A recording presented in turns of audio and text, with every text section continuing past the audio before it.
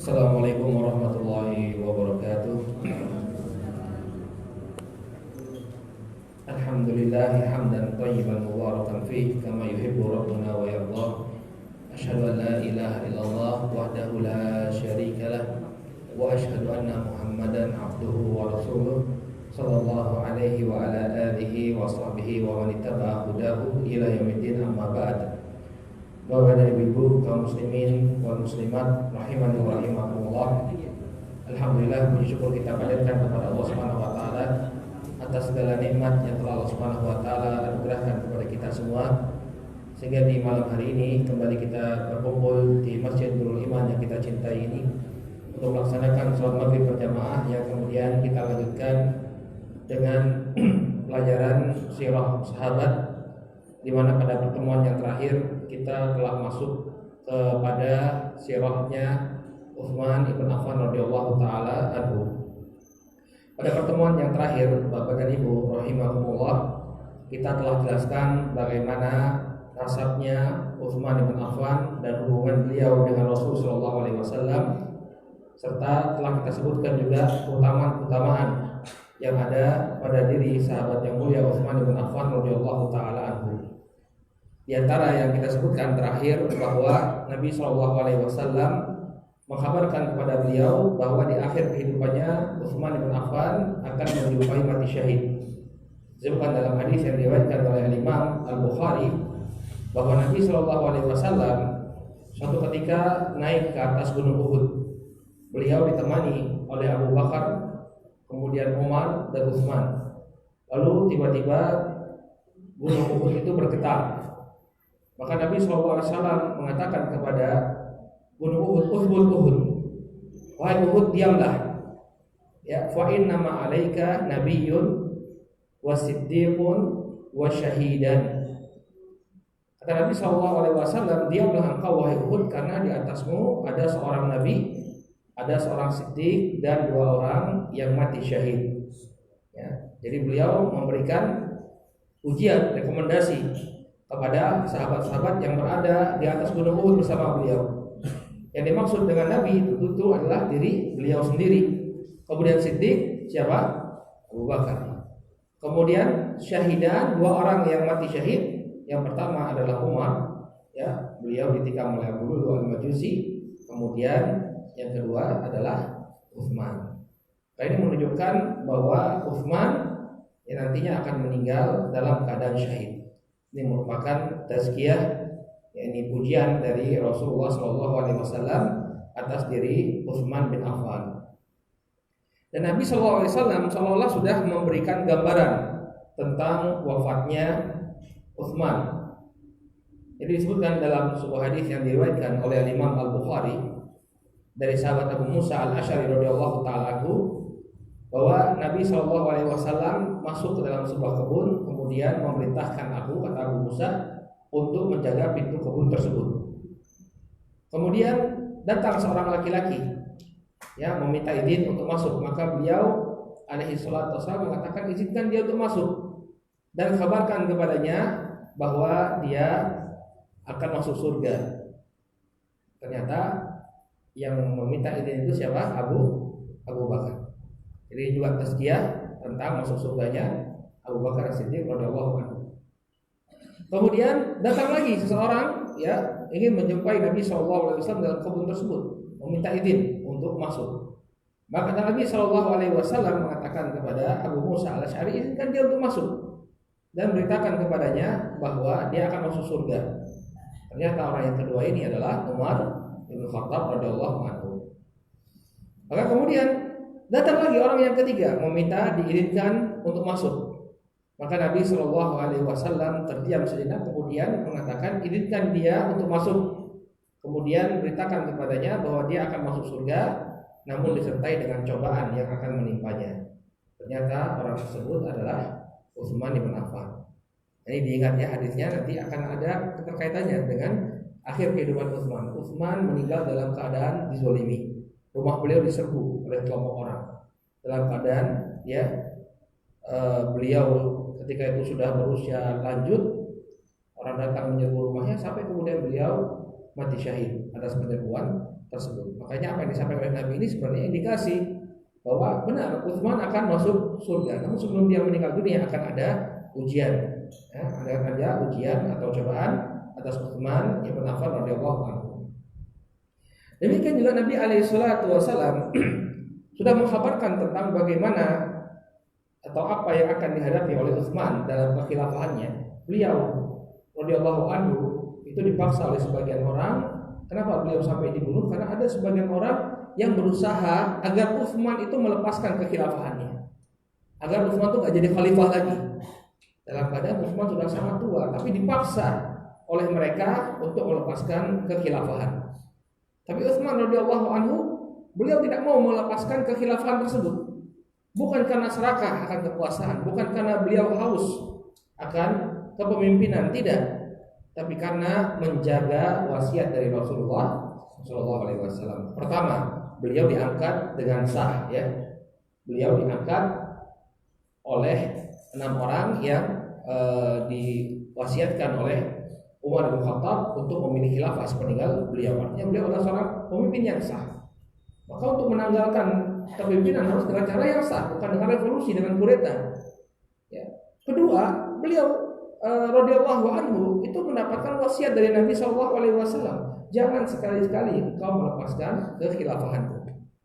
Jadi beliau menjaga wasiat dari Nabi Shallallahu Alaihi Wasallam. Ini sama dengan kasusnya Abu Bakar. Kenapa Abu Bakar tidak memberikan harta fada kepada Fatimah? Ingat nggak? Ya, ketika ada perselisihan antara beliau dengan Fatimah masalah tanah warisan, ya, Abu Bakar hanya melaksanakan perintah Nabi Shallallahu Alaihi Wasallam untuk tidak mewarisi apapun, ya. Para nabi tidak mewariskan apapun, tidak mewarisi dinar, wala dirham, tidak mewarisi harta dunia, tapi mewariskan ilmu. Makanya beliau ambil harta tersebut untuk Baitul Mal, tidak diberikan kepada Fatimah. Sama dengan Utsman. Sebagian orang akan menuduh, wah Utsman ini kenapa orang sudah minta turun tapi dia tidak mau turun. Maka Utsman berpegangan dengan wasiat dari Nabi Shallallahu Alaihi Wasallam, disebutkan dalam sebuah hadis yang diriwayatkan oleh Imam Tirmidzi dan Imam Ibnu Majah bahwa Nabi SAW berwasiat kepada Utsman, wa in sa'aluka an tankhali'a min qamisin qamasakallah azza wa jal fala taf'al. Apabila mereka, ini para pemberontak, memaksamu untuk melepaskan pakaian yang telah Allah Subhanahu wa taala kenakan kepadamu, yang dimaksud adalah kekhilafahan, pakaian kekuasaan. Ya, fala taf'al, kata Nabi, jangan kau lakukan. Walaupun mereka memaksamu untuk menanggalkan kekhilafanmu, jangan kau lakukan. Jadi Utsman bin Affan bukan karena haus kekuasaan beliau tidak mau turun. Dia hanya menjalankan apa yang diperintahkan dan diwasiatkan oleh Nabi alaihi salatu wassalam. Ya, inilah Bapak dan Ibu yang dimuliakan oleh Allah Subhanahu wa taala, keutamaan yang luar biasa dari sahabat yang mulia Utsman bin Affan radhiyallahu taala anhu. Nah, kemudian setelah beliau radhiyallahu anhu diangkat atau keenam para sahabat yang diwasiatkan oleh Umar untuk memilih pimpinan pasca kematiannya Umar, mereka bersepakat untuk mengangkat Utsman bin Affan radhiyallahu anhu sebagai khalifah. Maka seperti biasa, seperti Abu Bakar, seperti juga Umar, Utsman pun memberikan pidato pengangkatan beliau. Ya, disebutkan oleh Al-Imam Ibnu Katsir rahimahullah taala dalam Al-Bidayah wa Nihayah. Itu luar biasa, ya. Al-Imam Ibnu Katsir itu beliau menceritakan dengan detail, ya, bagaimana kejadian-kejadian yang terjadi pada setiap masa, ya, dalam kitabnya Al-Bidayah wa Nihayah. Kalau bisa punya kitab itu luar biasa kita, ya. Tahu sejarah mulai dari zaman Nabi Adam sampai zaman beliau, itu sejarah seperti ensiklopedia yang sangat luas, ya.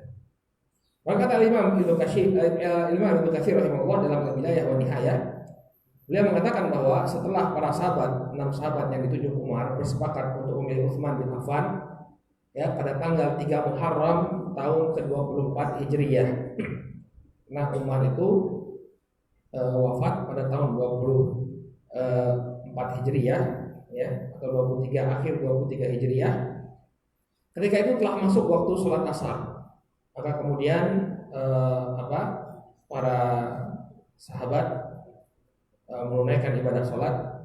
Disebutkan oleh Imam Katsir dengan sanadnya, lamma bai'a ahlu syura Utsman kharaja wa huwa ashadduhum ka'abatan fa ata mimbar Nabi sallallahu alaihi wasallam fa khataba an-nas fa hamidallah wa athna alaihi wa shalla ala Nabi sallallahu alaihi wasallam.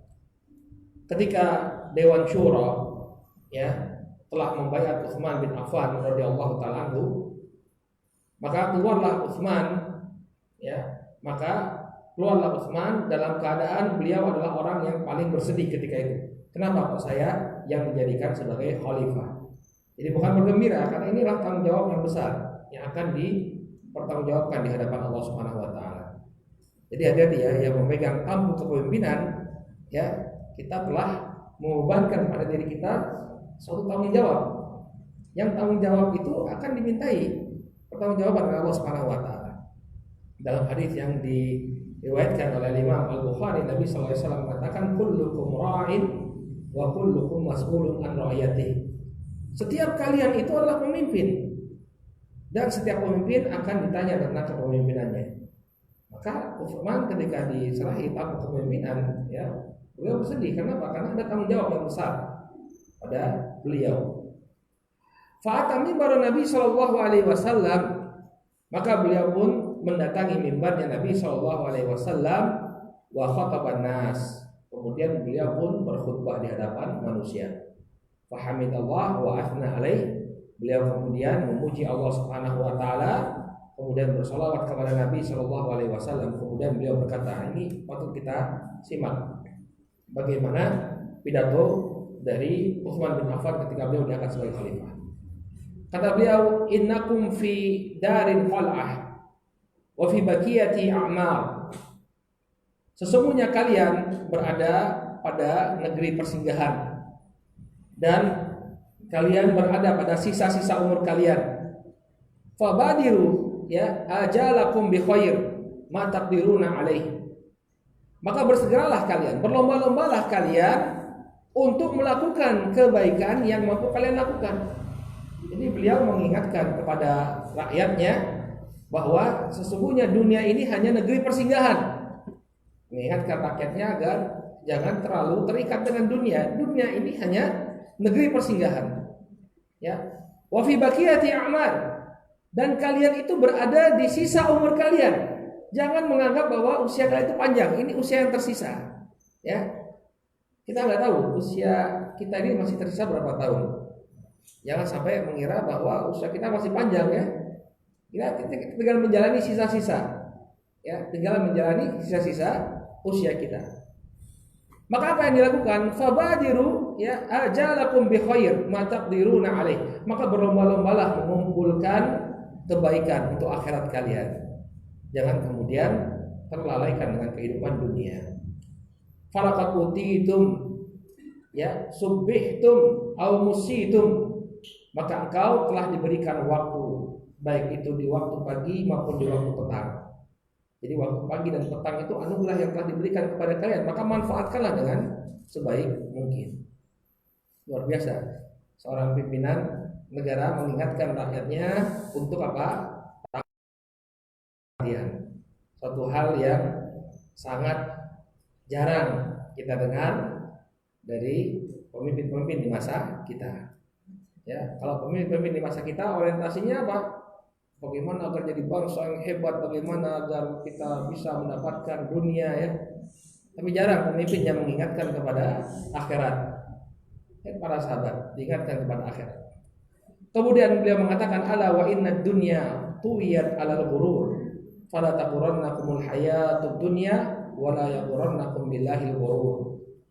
Kata beliau, ketahuilah bahwa dunia itu diliputi dengan tipu daya, maka janganlah sekali-kali kehidupan dunia itu memperdayakan kalian, dan jangan juga para penipu yakni syaitan laknatullah alaih ya memperdaya kalian sehingga kalian tidak mau mentaati Allah Subhanahu wa taala. Fa'tabiru biman madha, maka ambillah pelajaran dari orang-orang yang telah berlalu. Tsumma jiddu wa la taqfulu fa innahu la yaghfilu ankum. Kemudian bersungguh-sungguhlah dalam beramal dan janganlah kalian lalai, karena sesungguhnya syaitan itu tidak pernah lalai atas kalian. Ya. Jadi beliau sekali lagi mengingatkan tentang dunia, jangan sampai dunia ini menipu kalian. Ini beliau menukilkan ayat Al-Qur'an, "Fala taghurrannakumul hayatud dunya wa la yaghurrannakum billahil ghurur."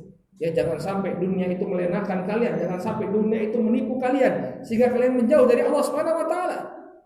Dan jangan sampai syaitan ya memperdaya kalian. Kemudian kata beliau radhiyallahu taala, "Aina abna'ud dunya wa ikhwanuha alladzina atharuha wa amaruha wa mutti'u biha tawilan." Mana anak-anak dunia dan saudara-saudaranya yang terpengaruh dengan dunia? Ya, mereka menghabiskan usianya hanya untuk bersenang-senang. Alam talfidhum, tidakkah mereka menjauhi itu semua? Ya. Urmu bid dunya atau irmu bid dunya haitsu ramallahu biha. Ya. Maka buanglah dunia sebagaimana Allah Subhanahu wa taala telah membuangnya. Watlubul akhirata fa innallaha qad daraba laha mathalan billadhi huwa khair. Maka buanglah dunia sebagaimana Allah Subhanahu wa taala telah membuang dunia, dan carilah akhirat karena sesungguhnya Allah Subhanahu wa taala telah membuat permisalan yang lebih baik. Kemudian beliau membacakan firman Allah Subhanahu wa taala dalam surat Al-Kahfi ayat ke-45 sampai 46, "Wadrib lahum mathalal hayatid dunya kama in anzalnahu minas sama' fakhtalata bihi nabatul ard fa asbaha hashiman tadruhu riyah wa kana Allahu ala kulli syai'in muqtadira. Al-walu wal banuna zinatul hayatid dunya wal baqiyatus salihatu khairun inda rabbika thawaban wa khairun amala." Kata Allah Subhanahu wa taala, "Dan berikanlah perumpamaan kepada mereka tentang kehidupan dunia, bagaikan air hujan yang kami turunkan dari langit kemudian dia menjadi subur." Ya, kemudian menjadi subur karena air tadi, tumbuh-tumbuhan di muka bumi. Kemudian tumbuhan itu menjadi kering. Ya, kemudian dia pun hasyiman, kemudian apa? Tafguhur riyah, kering kemudian menjadi layu sampai kemudian diterbangkan oleh angin. Artinya yang awalnya indah, yang awalnya hijau, nanti akan hilang. Demikianlah kehidupan dunia. Kalau kita meninggal dunia, apa yang akan kita dapatkan faedah dari dunia ketika kita meninggal? Ya, disebutkan dalam sebuah hadis bahwa yang mengikuti mayit itu ada 3. Ya, keluarganya, hartanya, dan amalannya. 2 pergi, yang tinggal hanya amalan. Ya, maka kemudian Allah Subhanahu wa taala mengingatkan al-mal wal banuna zinatul hayatid dunya wal baqiyatus salihati khairun inda rabbika thawaban wa khairun amala. Kata Allah Subhanahu wa taala, harta dan anak-anak adalah perhiasan kehidupan dunia, tapi amalan-amalan yang kekal lagi saleh ini adalah lebih baik pahalanya di sisi Rabbmu serta lebih baik untuk menjadi harapan bagimu. Demikianlah khutbah pertama yang disampaikan oleh Utsman bin Affan radhiyallahu taala. Kita melihat bagaimana ketakwaan Utsman bin Affan radhiyallahu anhu. Di hari pertama beliau, bahkan di di saat-saat pertama beliau diangkat menjadi khalifah, ya, ini yang beliau sampaikan kepada rakyatnya, untuk jangan tertipu dengan dunia. Maka bagaimana orang mengatakan bahwa Utsman gila kekuasaan? Ya, di hari pertama beliau sudah mengingatkan tentang masalah dunia. Di hari pertama beliau sudah mengingatkan tentang masalah harta. Ingat, Utsman itu orang kaya, ya, dia nggak butuh harta. Dia nggak butuh harta, hartanya banyak sudah. Dia sudah terbiasa dengan harta yang banyak sehingga tidak membutuhkan harta. Ya. Ini makanya ini sebagai apa? Bantahan bagi orang-orang yang menuduh bahwa Utsman sangat gila kekuasaan. Tidak. Justru di hari pertama beliau mengingatkan agar manusia tidak tertipu dengan dunia. Kemudian disebutkan oleh Imam Ibnu Katsir, setelah Utsman menyampaikan pidatonya, maka berbondong-bondong manusia berbaiat, ya, menyatakan janji setianya kepada Utsman bin Affan radhiyallahu taala anhu. Kemudian juga beliau ya segera mengirimkan, termasuk tindakan pertama beliau radhiyallahu anhu sebagai khalifah, beliau mengirimkan surat kepada seluruh pegawai, mulai dari para pemimpin, ya, imam-imam salat, bendahara yang memegang Baitul Mal, dan seluruh penduduk yang berada di bawah kekuasaan beliau kirimkan sebuah surat. Disebutkan oleh Imam Ibnu Katsir, "Tsumma kataba Utsman bin Affan illa umalihi al-amsar umara al-harb wala imma 'ala shalawat wal umana 'ala buyutil mal ya'muruhum bil ma'ruf wa yanhahum 'anil munkar. Kemudian Utsman bin Affan pun mengirimkan surat kepada seluruh pegawai. Kalau bahasa kita sekarang ASN ya. Semua pegawai negeri sipil diberi surat oleh Utsman, dibacakan kepada mereka.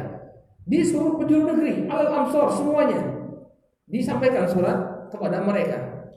Kemudian umara al-harb, ya, para pimpinan-pimpinan perang, panglima-panglima perang. Kemudian wala imma 'ala shalawat, para imam-imam yang mengimami salat. Kemudian al-umana 'ala buyutil mal, orang-orang yang diberikan amanah untuk memegang ya baitul mal, ya'muruhum bil ma'ruf wa yanhahum 'anil munkar.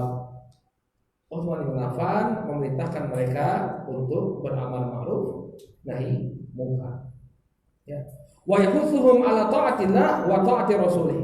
Kemudian mendorong mereka untuk senantiasa konsisten mentaati Allah Subhanahu wa taala dan mentaati rasulnya. Wa yuharriduhum 'alal ittiba' wa tarkil ibtida'. Kemudian memotivasi mereka untuk mengikuti sunnah dan meninggalkan perbuatan bid'ah. Jadi ini surat yang dikirimkan oleh Utsman bin Affan radhiyallahu ta'ala kepada pegawai-pegawai beliau. Seluruh orang yang berada di jajaran pemerintahan hendaknya melakukan amal ma'ruf nahi munkar, kemudian hendaknya mereka taat kepada Allah dan Rasulnya serta bersemangat mengikuti sunnah dan meninggalkan perbuatan bid'ah. Baik.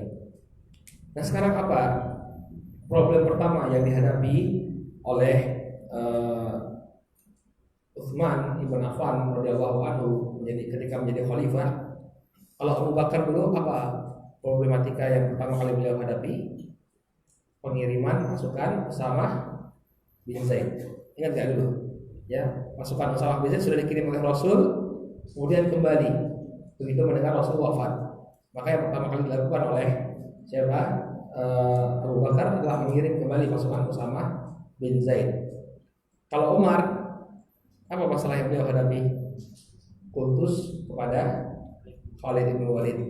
Ya, mana sebagian orang mengkutuskan Khalid bin Walid, kalau Khalid datang kita menang, kata mereka. Maka yang pertama kali beliau lakukan mengganti Khalid bin Walid dengan Abu Ubaidah bin Jarrah. Maka kasus yang pertama, masalah pertama yang dihadapi oleh Utsman bin Affan di kekhilafan beliau adalah balas dendam putranya Umar. Nah, jadi kisahnya dituturkan oleh Imam Ibnu Katsir rahimahullah, salah seorang putra Umar yang bernama Ubaidillah bin Umar bin Khattab ya tidak mampu untuk menguasai emosinya. Ketika bapaknya wafat, tahu bahwa yang membunuh adalah Abu Lu'lu' al-Majusi. Kemudian orang-orang mengatakan bahwa Abu Lu'lu' ini dia membunuh ya karena didorong oleh sebagian orang, ya, diantaranya oleh putrinya, kemudian oleh seorang Nasrani yang bernama Jufainah, dan juga membunuh Al-Hurmuzan. Al-Hurmuzan ini orang dari Persia juga semua. Maka kemudian Ubaidillah mencari orang-orang ini, lalu dia bunuh semua orang-orang yang terlibat pembunuhan Umar tanpa adanya pengadilan. Jadi dia membunuh orang-orang yang diduga terlibat pembunuhan ya atas bapaknya. Tapi memang benar ya disebutkan bahwa Al-Hurmuzan ini betul yang menghasut Abu Lu'lu'ah untuk membunuh Umar bin Khattab radhiyallahu anhu. Nah, sebelum meninggal Umar sudah tahu, sudah mendengar. Jadi kejadiannya itu begitu cepat. Subuh itu beliau ditikam, kemudian Ubaidillah langsung cari siapa saja yang terlibat, langsung dia bunuh. Maka ketika mendengar perkara tersebut, Umar bin Khattab radhiyallahu anhu segera memerintahkan para sahabat untuk menahan, memenjarakan Ubaidillah, ya, agar dia segera bisa dijatuhi hukum. Tapi kemudian apa? Umar meninggal dunia sebelum memutuskan hukum tersebut. Ya, kemudian terjadi kekosongan khilafah, baru kemudian Utsman bin Affan diangkat menjadi khalifah. Maka beliau radhiyallahu taala anhu bermusyawarah dengan para sahabat, apa hukuman yang akan dijatuhkan kepada Ubaidillah bin Umar radhiyallahu anhu. Maka mari kita simak bagaimana musyawarah mereka. Ketika itu Ali radhiyallahu taala anhu membiarkan, bukanlah merupakan keadilan kalau Ubaidillah dibiarkan begitu saja. Jadi harus ada hukum. Harus ada hukum. Dia telah membunuh, maka hukumnya adalah dibunuh. Kemudian sebagian dari kalangan muhajirin, tentunya tentunya orang Muhajirin adalah orang-orang dekatnya Umar radhiyallahu anhu. Beliau mengatakan bahwa kemarin ayahnya baru saja dibunuh. Masa sekarang kita mau bunuh anaknya? Ya enggak? Jadi baru saja bapaknya dibunuh. Ya, masa sekarang kita bunuh anaknya? Ini pendapatnya kaum Muhajirin. Adapun sahabat Amr bin Al-As radhiyallahu anhu mengatakan, ya, wahai Amirul Mukminin, sesungguhnya Allah Subhanahu wa taala ya telah melepaskan dirimu dari permasalahan ini. Kenapa? Karena peristiwanya terjadi, engkau belum diangkat jadi khalifah. Ini bukan urusanmu untuk memutuskan, katanya. Kenapa? Ketika dia membunuh, melakukan kejahatan, kamu belum jadi khalifah. Biarkan saja. Maka kemudian Utsman bin Affan setelah mendengar pendapat beberapa orang para sahabat, maka beliau tetap memutuskan agar Ubaidillah dihukum. Tapi hukumnya adalah dengan membayar diat. Ya, karena orang-orang yang dia bunuh ini ya tidak memiliki keluarga karena mereka bekas-bekas budak. Jadi nggak ada keluarga yang menuntut darahnya Ubaidillah bin Umar. Tapi dia telah melakukan pembunuhan, harus ada hukuman kan? Ya. Maka apa? Utsman memutuskan dia dihukum. Tapi hukumannya adalah apa? Membayar diat. Ya. Kemudian diatnya mana? Karena yang dibunuh ini nggak punya keluarga, nggak punya ahli waris. Diatnya dibayarkan kepada Baitul Mal. Jadi kalau misalnya ada orang yang dibunuh, kemudian dia tidak memiliki keluarga, ya, kemudian orang yang dibunuh dikenakan oleh hakim hukuman membayar diat, maka diatnya itu diberikan kepada Baitul Mal, digunakan untuk kemaslahatan kaum muslimin. Karena nggak ada keluarga, aslinya kan keluarganya yang terima, ahli warisnya yang terima diat tadi. Tapi karena nggak ada, maka dikembalikan kepada Baitul Mal. Nah, Utsman bin Affan karena ini Ubaidillah ini adalah anak dari sahabatnya, maka dia yang menanggung diat tersebut. Lihat bagaimana bijaknya Utsman bin Affan. Kalau kita katakan anaknya Umar dihukum nggak? Dihukum. Ya, jadi nggak dibiarkan. Tetap adil Utsman, tetap dihukum anaknya Umar karena telah melakukan pembunuhan. Tapi bagaimana menghukumnya? Membayar diat. Dan itu diperbolehkan dalam syariat. Nah, diberikan pilihan.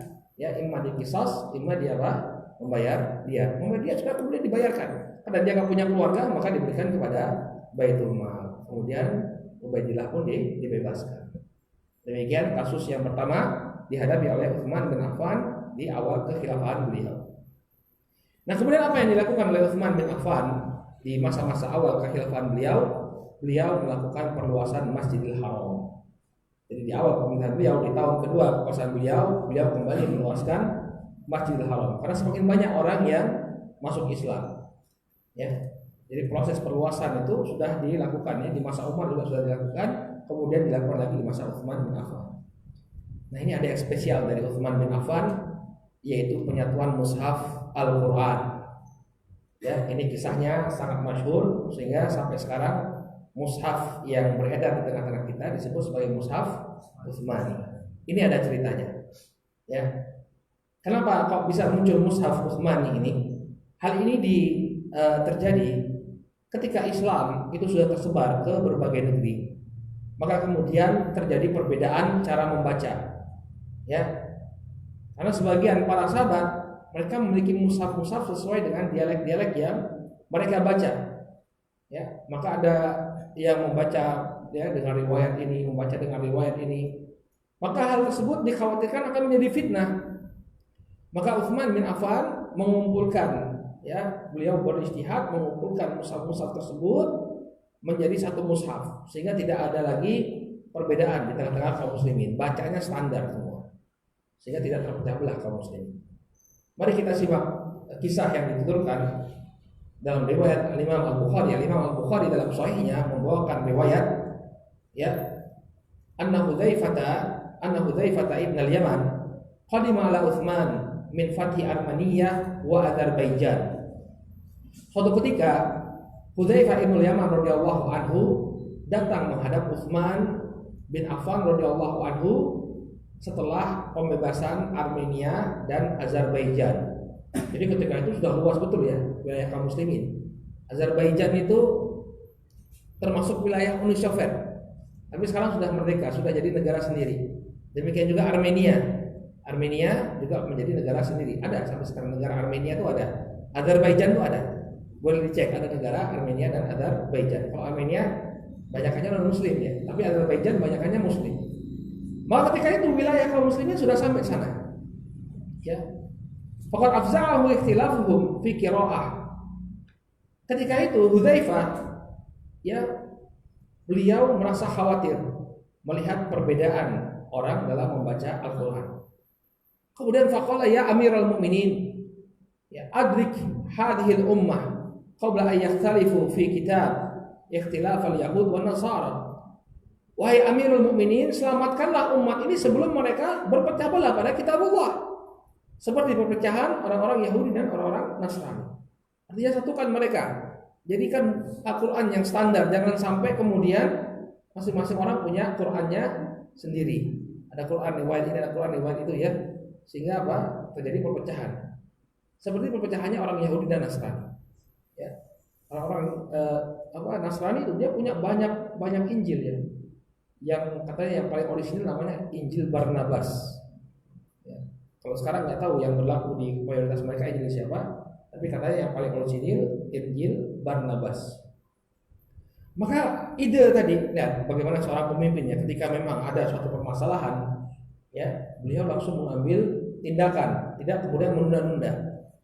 Farsala Utsman ila Hafsah, ya, an irsili ilaina bi suhufin nansakhuha fil masahib thumma narudduha ilaik. Maka kemudian Utsman pun mengirim utusan kepada Hafsah agar Hafsah mengirimkan mushaf yang berada di tangan beliau. Jadi kan dahulu yang pertama kali mengumpulkan mushaf itu siapa? Abu Bakar. Abu Bakar dulu ya. Abu Bakar mengumpulkan mushaf menjadi satu buku. Kemudian diwariskan kepada Umar. Ketika Umar meninggal dunia, mushaf ini diberikan kepada siapa? Hafsah, Ummul Mukminin, istrinya Rasul sallallahu alaihi wasallam. Maka Utsman tahu bahwa Al-Qur'an sudah dikumpulkan dan lembarannya berada di tangan Hafsah. Maka kemudian beliau pun mengirimkan utusan untuk mengambil Al-Qur'an tersebut, kemudian disalin. Fafa'alat, maka kemudian Hafsah pun melakukan apa yang diinginkan oleh Utsman, dia kirimkan mushaf tersebut. Fa'amara, maka perhatikan ini Bapak dan Ibu. Fa'amara Zaid bin Thabit, ya, wa Abdullah bin Zubair, wa Sa'id bin Al-As, wa Abdurrahman bin Al-Harith bin Hisham. Maka beliau pun menyuruh 4 orang, dibikin tim. Ada 4 orang yang disuruh untuk menyusun mushaf standar. Yang pertama adalah Zaid bin Thabit, kemudian Abdullah bin Zubair, kemudian Sa'id bin Al-As, kemudian Abdurrahman bin Al-Harith bin Hisham. Ya, fanasakhuha ya fil masahif. Baru kemudian mereka pun menyalin mushaf tadi.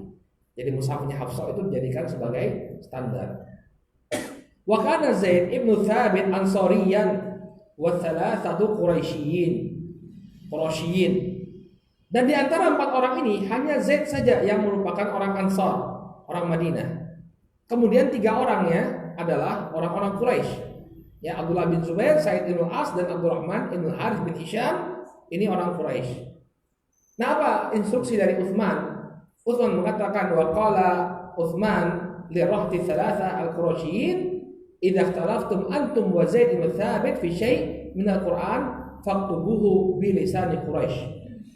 Kata Utsman Ibn Affan, kalau kalian berbeda, kalian bertiga berbeda dengan Zaid bin Thabit ya dalam penulisan Al-Qur'an, maka tulislah Al-Quran itu dengan lisannya Quraisy. Kenapa? Fa inna ma nazala bi lisanihim. Karena sesungguhnya Al-Quran itu turun dengan lisannya orang-orang Quraisy. Jadi apa yang standar adalah bacaannya orang Quraisy, bukan bacaannya orang Madinah. Kalau terjadi khilaf ya. Kalau terjadi khilaf di antara mereka, maka kembalikan kepada lisannya orang-orang Quraisy.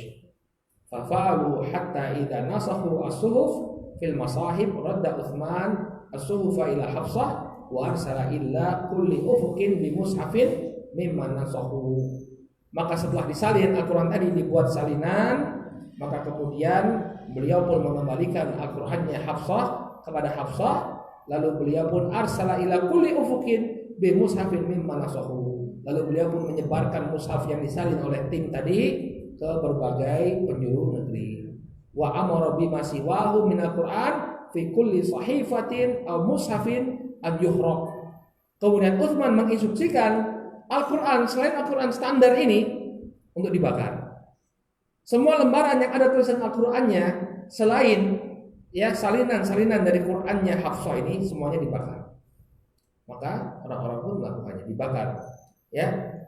Semua lembaran-lembaran yang ada ayat Quran kecuali Al-Qur'an yang ditulis oleh ya timnya Utsman ibn Affan. Maka sampai sekarang kita menyebutnya sebagai mushaf Utsmani.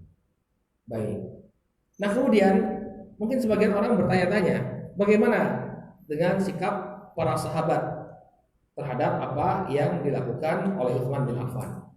Karena mungkin sebagian protes ya, gimana nih kok mushaf-mushaf dibakar? Ya, kok Quran dijadikan satu mushaf? Ternyata para sahabat ya melakukan pembelaan. Mereka menyetujui apa yang dilakukan oleh Utsman bin Affan. Bahwa apa yang dilakukan oleh Utsman bin Affan itulah yang benar. Ya. Dan sebelum beliau melakukan hal tersebut, beliau telah bermusyawarah dengan para sahabat. Ini bagaimana ini? Ya, kita nggak punya mushaf standar, orang beda-beda cara membacanya. Maka para sahabat mengatakan, jadikan satu mushaf. Ya. Jadi itu dengan musyawarah, bukan artinya keputusan yang tidak diketahui oleh para sahabat, tidak. Disebutkan dalam disebutkan oleh Al-Imam Abu Dawud dalam sunannya dari sahabat Ali radhiyallahu anhu bahwa beliau mengatakan, wallahi ma fa'ala alladhi fa'ala fil masahib illa an min mila'in minna. Kata Ali radhiyallahu ta'ala, demi Allah, tidak seorang pun ya melakukan apa yang dilakukan kepada mushaf Al-Qur'an melainkan mereka telah meminta pendapat kami, telah bermusyawarah dengan kami. Artinya yang dilakukan oleh Utsman itu beliau tidak lakukan sendirian, tapi beliau telah meminta pertimbangan para sahabat. Qala ara an najma'an nas ala mushafin wahid. Sesungguhnya Utsman telah mengatakan, aku memandang perlu bagi kita untuk mengumpulkan manusia ya pada satu mushaf. Ada mushaf standar, kata Utsman. Fala takunu ya furqatan wala ikhtilafan, sehingga tidak terjadi ya perselisihan dan perpecahan. Mushafnya satu.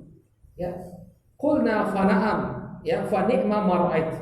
Maka kemudian kami mengatakan amat baik apa yang kau yang merupakan idemu tadi. Amat baik pendapatmu tadi.